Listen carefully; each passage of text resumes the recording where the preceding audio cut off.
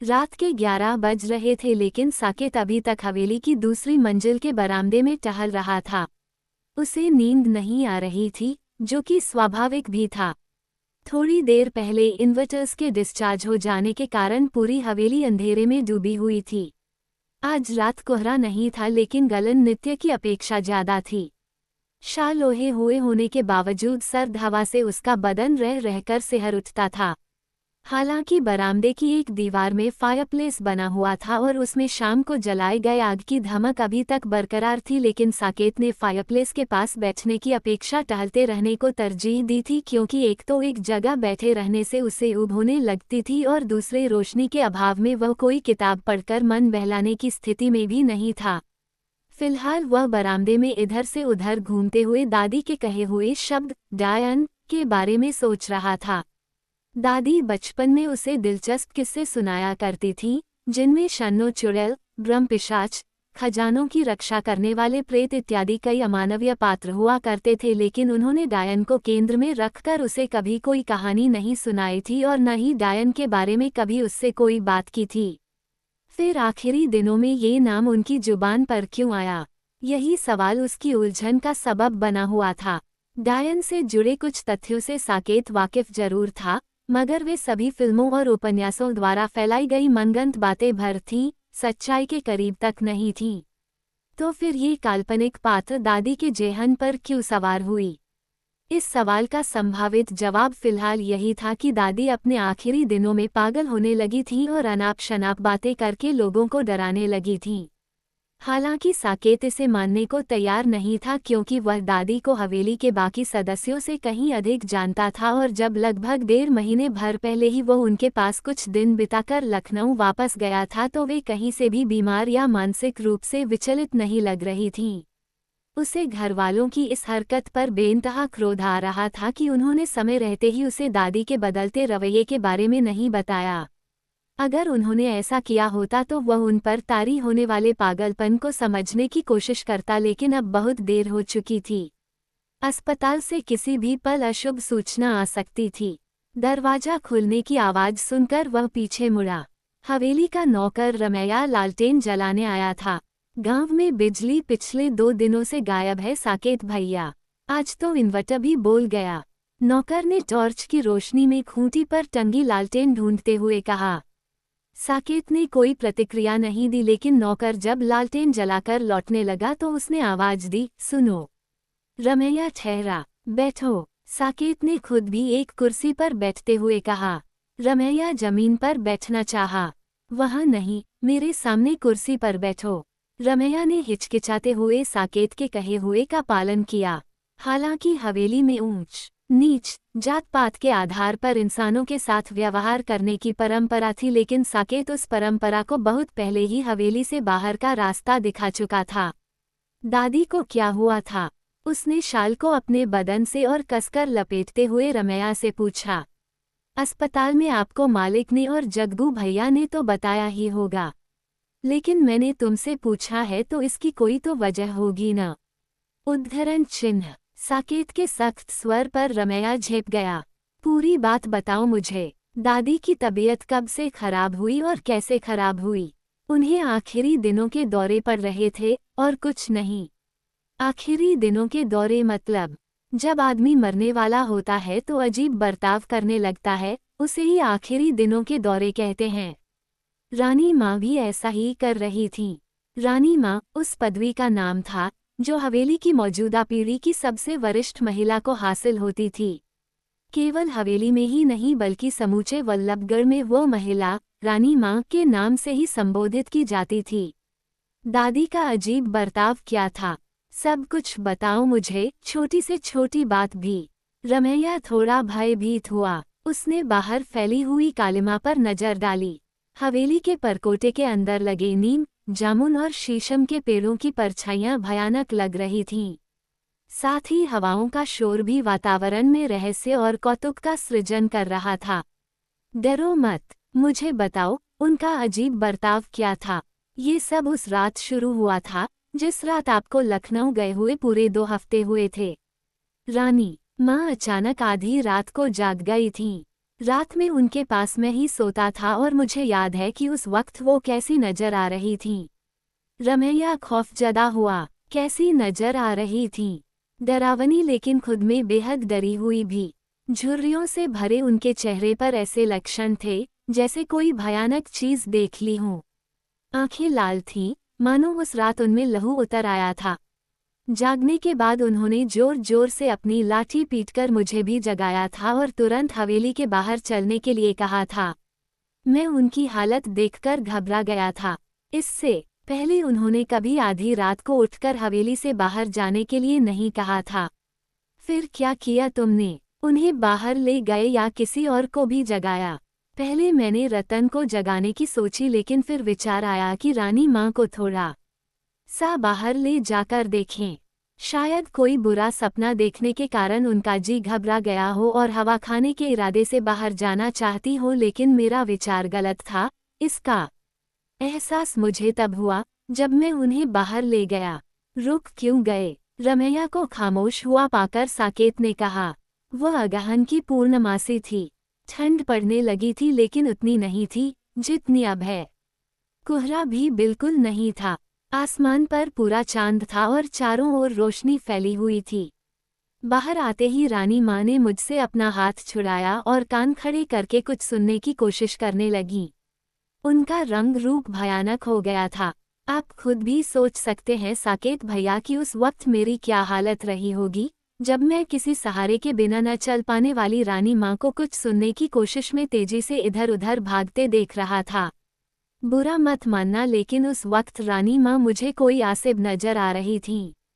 सफ़ेद बाल, रियों से भरा चेहरा, लाल लाल आंखें और चेहरे पर अजनबी भाव, ये चीजें मैं अपने जीवन में कभी नहीं भूल सकता, कभी भी नहीं भूल सकता। थोड़ी देर रुककर रमैया ने आगे कहा। कुछ देर तक रानी माँ सुनने की कोशिश करती रहीं और फिर अचानक दहाड़े मार मार कर रोने लगीं। उनके रोने का ढंग इतना भयानक था कि मेरे हाथ पांव ठंडे पड़ने लगे। वे कुत्ते की तरह रो रही थीं। मेरे चुप कराने से भी नहीं चुप हो रही थीं। डर से मेरी घिघी बंद गई और मैंने चिल्लाकर मालिक, जग्गू भैया और बाकी नौकरों को भी जगा दिया। किसी तरह रानी माँ शांत तो हो गई, लेकिन हिचकियों के बीच बस एक ही बात बोले जा रही थीं। वह बात क्या थी? रमैया को एक बार फिर खामोश पाकर साकेत ने अधीर लहजे में पूछा। रमैया के चेहरे पर दहशत मंडर आई। जिस कुर्सी पर वह बैठा था उसी कुर्सी पर सिमटने लगा। लालटेन की रोशनी में साकेत ने उसके चेहरे पर जो डर देखा, वह न तो साधारण था और न ही उसने वैसा डर इससे पहले किसी के चेहरे पर देखा था। रमैया की हालत उस बच्चे जैसी नजर आ रही थी जो डरावना किस्सा सुनने के बाद माँ के आंचल में दुबक कर सो जाना चाहता है। बताओ, साकेत ने इस बार सख्त लहजे में पूछा। रहने दीजिए साकेत भैया, ये माहौल और वक्त ऐसी बातें करने का नहीं है। बताओ, साकेत ने अपने लहजे में सख्ती बढ़ाते हुए पूछा। रानी माँ कह रही थी कि पूर्णमासी की रात खंडहर हो चुके मंदिरों की बावड़ी में नहाते हुए और भयानक गीत गाते हुए मर्दों का शिकार करने वाली डायन हवेली तक आ गई है। साकेत का सारा तनाव शिथिल पड़ गया और उसने गहरी सांस छोड़ते हुए जिस्म को कुर्सी पर ढीला छोड़ दिया, जबकि इसके विपरीत रमैया का चेहरा हल्दी की मानिंद पीला पड़ गया। इस बात ने इतना डरा दिया तुम्हें कि आज तक डरे हुए ही हो। थोड़ी देर बाद उसने रमैया पर तरस खाने वाले अंदाज में कहा। ये बातें अगर आपकी आंखों के सामने हुई होती तो शायद आप यूं हंस नहीं रहे होते। लेकिन तुम लोग डरे क्यों? उस वक्त तुम लोग ये क्यों नहीं समझे कि दादी पर आखिरी दिनों का दौरा पड़ा है या फिर वो पागल हो रही है, जैसा कि आज सब लोग सोच रहे हैं? रमैया को कोई जवाब नहीं सूझा। जवाब सूझता भी कैसे? खुद उसने ही तो थोड़ी देर पहले साकेत को टालने के लिए कहा था कि रानी माँ पर आखिरी दिनों का दौरा पड़ने लगा था। जवाब दो। लोग भले ही आज ये सोच रहे हों कि रानी माँ पर आखिरी दिनों का दौरा पड़ा था या वे पागल हो रही थी, मगर ये बात भी सच है साकेत भैया कि रानी माँ का वह बर्ताव किसी ऐसे दौरे के कारण नहीं था जो आम तौर पर मौत की घड़ियां गिन रहे उम्रदराज लोगों पर पड़ता है। वे मुझे रात में कई दफे सिर्फ ये जांचने के लिए जगा दिया करती थीं कि हवेली के सभी खिड़की दरवाजे वगैरह ठीक से बंद हैं या नहीं। किसी भी वक्त कुत्ते की आवाज में रोना शुरू कर देती थीं। वे ऐसे लोगों से बातें किया करती थीं जो हमें नजर ही नहीं आते थे। उस बातचीत के दौरान उनके संबोधनों से लगता था कि वे मरे हुए लोगों गुफ्तगू करती थीं। वे कहती थीं कि डायन दरवाजे तक आ चुकी है और अगर दरवाजे खिड़की ठीक से बंद नहीं रहे तो वह किसी भी घड़ी अंदर आ सकती है। यही तो राज की बात है रमैया। साकेत के स्वर में उलझन थी। दादी ने डायन शब्द कभी भी अपनी जुबान पर नहीं लाया था, जबकि मैं उन्हें भूतों प्रेतों के मामलों में इंसाइक्लोपीडिया कहता था। तो फिर अचानक डायन का ये फितूर क्यों सवार हुआ था उन पर? सामान्य स्थितियों में पागल होने वाला आदमी डायन की बातें नहीं करता होगा, कुत्तों जैसी आवाजें नहीं निकालता होगा और न ही उसे मरे हुए लोग दिखाई देते होंगे। तो फिर ये सब दादी के साथ ही क्यों हुआ? साकेत ने थोड़ी देर तक कुछ सोचा, फिर कहा, मुझे अब इसमें कोई संशय नहीं है रमैया कि अगर दादी पागल भी हो रही थी तो इसके पीछे उम्र नहीं बल्कि कोई बड़ी वजह जिम्मेदार थी। रमैया ने कुछ नहीं कहा, जबकि साकेत मुंह से सफेद भाप छोड़ते हुए बाहर फैले अंधेरे को देखने लगा। डायन के बारे में क्या जानते हो तुम? यकीन करते हो इन पर? थोड़ी देर बाद वह फिर से रमैया से मुखातिब हुआ। हालांकि उसे मालूम था कि ग्रामीण इलाका होने के कारण यहाँ के ज्यादातर लोग भूत प्रेत, डायन, चुड़ैल, जिन, ब्रह्मपिशाच इत्यादि मनगंत पात्रों पर विश्वास रखते होंगे, लेकिन फिर भी उसने उपर्युक्त सवाल डायन पर रमैया का नजरिया जानने के ध्येय से पूछा था। यकीन करने या न करने से जो नजर आ रहा है वो बदल तो नहीं जाएगा न? डायन होती है या नहीं होती है ये बहस का मुद्दा हो सकता है, लेकिन रानी माँ के साथ जो कुछ हुआ उस पर तो बहस का सवाल ही नहीं पैदा होता, क्योंकि वह तो हर किसी ने अपनी आंखों से देखा था, सिवाय मेरे। रमैया की स्पष्ट टिप्पणी पर संक्षिप्त प्रतिक्रिया व्यक्त करने के बाद साकेत ने कुर्सी की पुश्त से सिर टिका लिया और रॉकिंग चेयर पर झूलते हुए आगे कहा, दादी को इन लोगों ने किसी मेंटलिस्ट को दिखाया था। अब कोई अच्छा मेंटलिस्ट लखनऊ से पहले मिलने से रहा। हाँ, बहराइच से 1-2 डॉक्टर बुलवाए थे, मगर उन्होंने मालिक से यही कहा कि आपकी माताजी को अब सेवा की जरूरत है और सारे काम धाम छोड़कर घर के लोग हफ्ते 10 दिन उनके पास ही रहें। वो डॉक्टर्स भी बेवकूफ रहे होंगे। रटी रटाई बात सुनकर साकेत एक बार फिर चिढ़ गया। कम से कम डॉक्टर्स को तो दादी की हरकतों को गंभीरता से लेना चाहिए था। रमैया ने कुछ नहीं कहा। दोनों के बीच काफी देर तक खामोशी रही, फिर उस खामोशी को साकेत ने ही भंग किया। डायन के बारे में यहाँ के लोगों का क्या मानना है? मेरा मतलब कि उसके बारे में यहाँ के लोगों की जनरल नॉलेज क्या है? डायन एक खूबसूरत औरत होती है जो हमेशा जवान रहने की ख्वाहिशमंद होती है। अपनी उम्र को बढ़ने से रोकने के लिए वह छोटे बच्चों को चुराती है और उन्हें खाकर अपने बालों में सफेदी और चेहरे पर झुर्रियां आने से रोकती है। बीरानों में अकेले टहलने वाली खूबसूरत और जवान औरत अक्सर डायन ही होती है। यहाँ हमारे गांव में कभी ऐसी कोई डायन देखी गई है? अभी तक तो नहीं, लेकिन क्या भरोसा कब दिख जाए। गांव जंगलों से घिरा हुआ है। कोई डायन उन जंगलों में रहती भी होगी तो किसे पता चल सकता है। वैसे गांव के बुढ़ू लोग बताते हैं कि जंगल में काफी भीतर जाने पर खंडहर हो चुके करीब दर्जन भर मंदिरों से घिरी एक पुरानी बावड़ी है। उसी ओर एक डायन रहती है जिसकी उम्र कई हजार साल है। हालांकि ये सब केवल गप्पाबाजी है। हकीकत में डायन को देखा किसी ने नहीं है। हो सकता है लोग अब उसे देखें और इसी हवेली में देखें।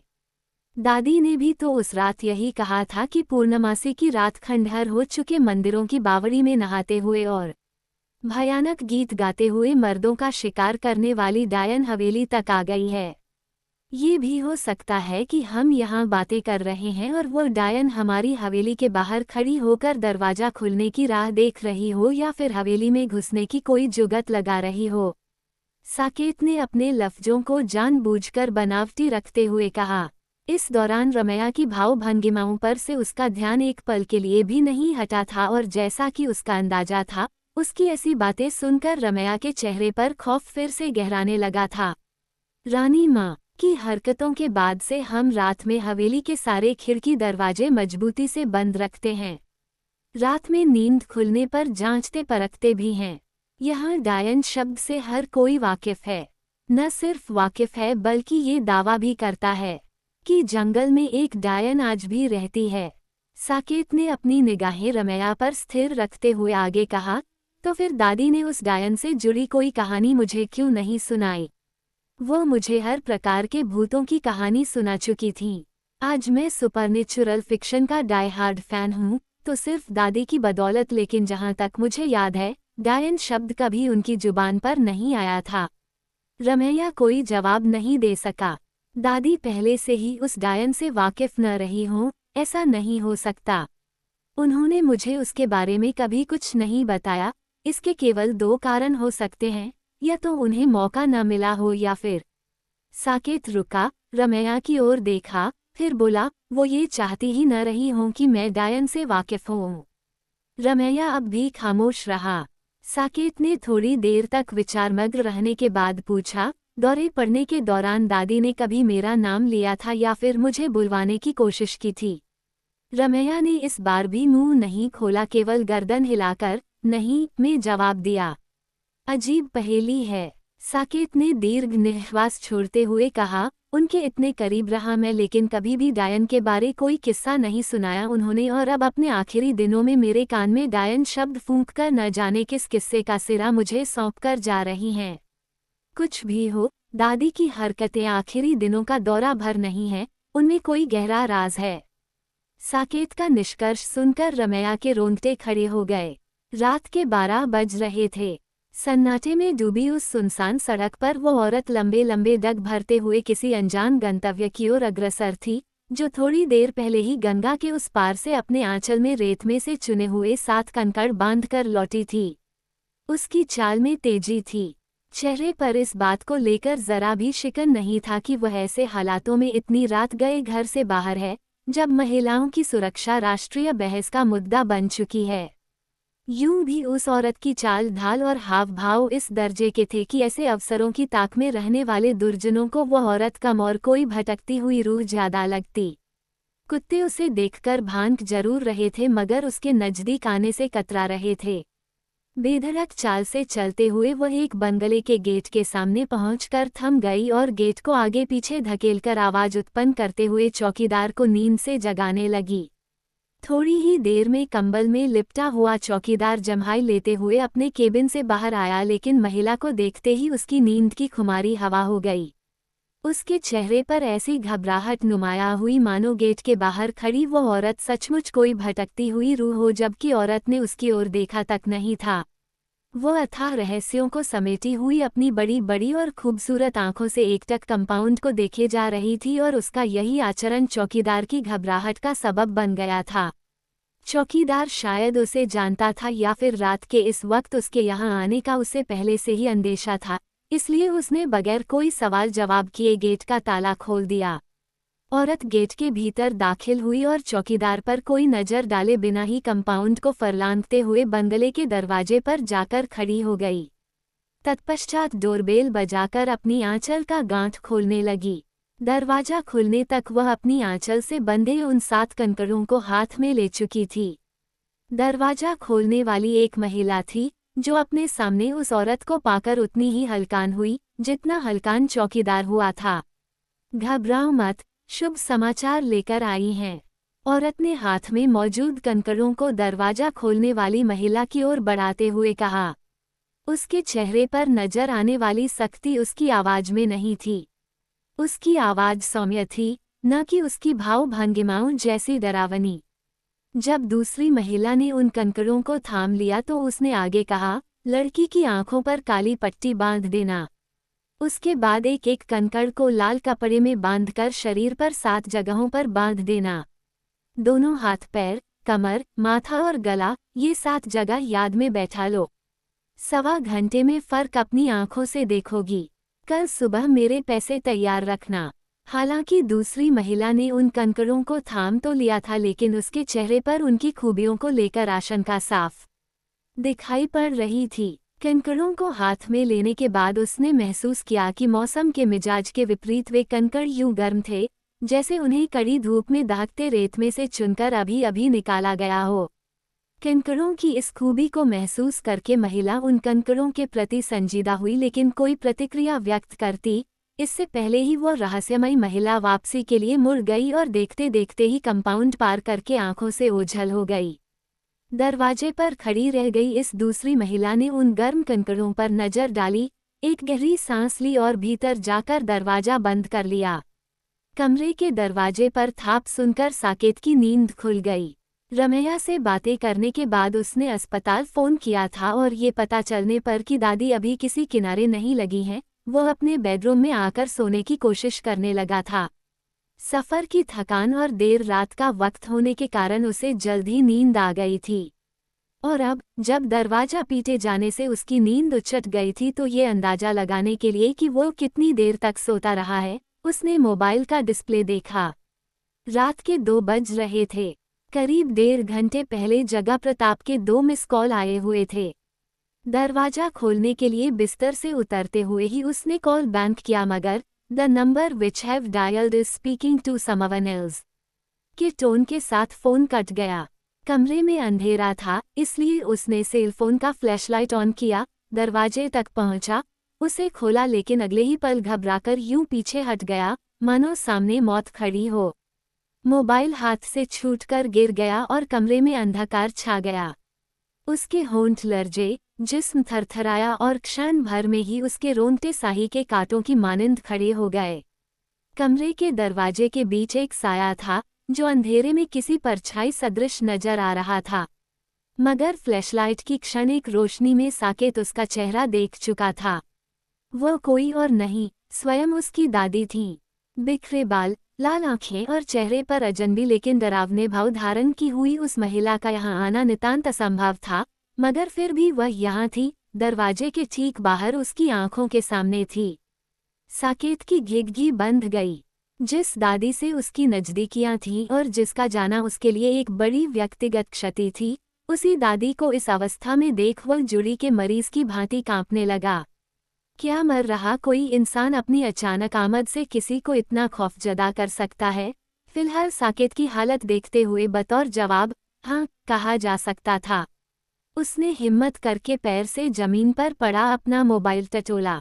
मोबाइल की दशा का भान होते ही वह नीचे झुका, मोबाइल बरामद किया, लेकिन जैसे ही फ्लैशलाइट की रोशनी दोबारा सामने डाली, एक बार फिर सिहर उठा क्योंकि दादी गायब हो चुकी थीं। वह बिजली की गति से कमरे से बाहर निकला और हर दिशा में मोबाइल की रोशनी घुमाते हुए दादी को तलाशने लगा, मगर नाकाम रहा। क्या ये सपना था? दिल ने दिमाग से पूछा। नहीं, अगर सपना होता तो अब तक तुम्हारी नींद खुल गई होती। दिमाग की ओर से जवाब आया। तो क्या भ्रम था? दिल की ओर से अगला सवाल आया। शायद दिमाग भी दिल के इस सवाल का स्पष्ट जवाब न दे सका। साकेत के जिस्म ने पसीना उगल दिया। उसकी सांसों की रफ्तार और ब्लड प्रेशर दोनों में इजाफा हो चुका था। जीवन में पहली दफा वह किसी ऐसी चीज से भयभीत हुआ था जो वास्तव में थी ही नहीं। उसने मोबाइल बिस्तर पर रखा और सिर थामकर बैठ गया। कमरे के खामोश अंधेरे में केवल उसकी सांसों की गूंज थी, जबकि बाहर गांव में कुत्ते भौंक रहे थे। जब उसकी दशा कुछ हद तक सामान्य हुई तो उसने गौर किया कि हवेली के कंपाउंड में हलचल हो रही थी। वो उठा, खिड़की के कपाट खोलकर बाहर झांका। जगह प्रताप के 2 मिस कॉल देखकर जो शंका उसके मन में उठी थी, वह सही साबित हो चुकी थी। कंपाउंड में एक एम्बुलेंस खड़ी थी, जिसे आए हुए शायद कुछ ही पल हुए थे, क्योंकि उसकी सिग्नल लाइट अभी भी फ्लैश हो रही थी। भाभी और बुआ के रोने का दबा दबा स्वर सुनाई दे रहा था। गांव के लोगों से हवेली का कंपाउंड भरने लगा था। हवेली की रानी माँ चल बसी। गांव में ये खबर जंगल में लगे आग की तरह फैल रही थी। साकेत ने अपना होशो हवास संभाला और भागते हुए नीचे पहुंचा। कब जगह प्रताप के पास पहुंचकर वह रुंधे हुए और कांपते लहजे में बस इतना ही कह पाया। 12:30 बजे। जगह प्रताप, जो किसी रिश्तेदार को फोन पर सूचना दे रहा था, फोन रोककर बोला, 2 बार फोन किया था तुझे, पर शायद सो गया था तू। कोई बात नहीं, तू बरामदा खाली करवा, धूप बत्ती और सूखे उपले की व्यवस्था कर, मैं लाश एम्बुलेंस बाहर निकलवाता हूँ। जल्दी कर। पंडित को भी बुलवाना है, ये गणना करने के लिए कि कहीं दादी की मौत पंचक काल में तो नहीं हुई। साकेत के हाथ पांव ठंडे पड़ने लगे और बदन कांपने लगा। अंततः पांव उसका बोझ न संभाल पाए और वह धम्म से जमीन पर बैठ गया।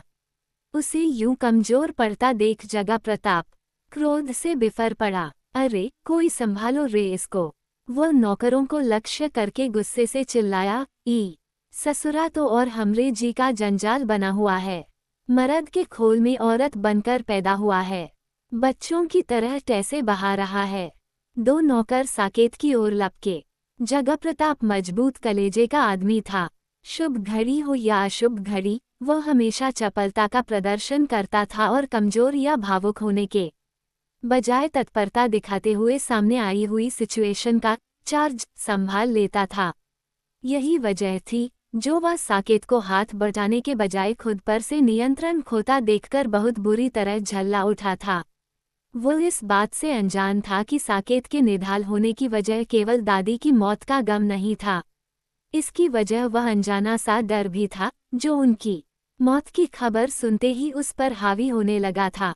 दादी 12:30 बजे ही मर गई थी तो 15 मिनट पहले मेरे कमरे का दरवाजा क्यों पीट रही थी? साकेत के जेहन में चल रहे इस सवाल से वो दोनों नौकर अनजान थे जो उसके आसपास मंडरा रहे थे। साकेत का कलेजा तब और भी बुरी तरह दहल गया जब दादी की लाश को एम्बुलेंस से निकाले जाते वक्त हवेली के कंपाउंड में मंडरा रहे कुत्ते आकाश की ओर मुंह उठाकर वू बू की ध्वनि निकालते हुए खौफनाक अंदाज में रोने लगे।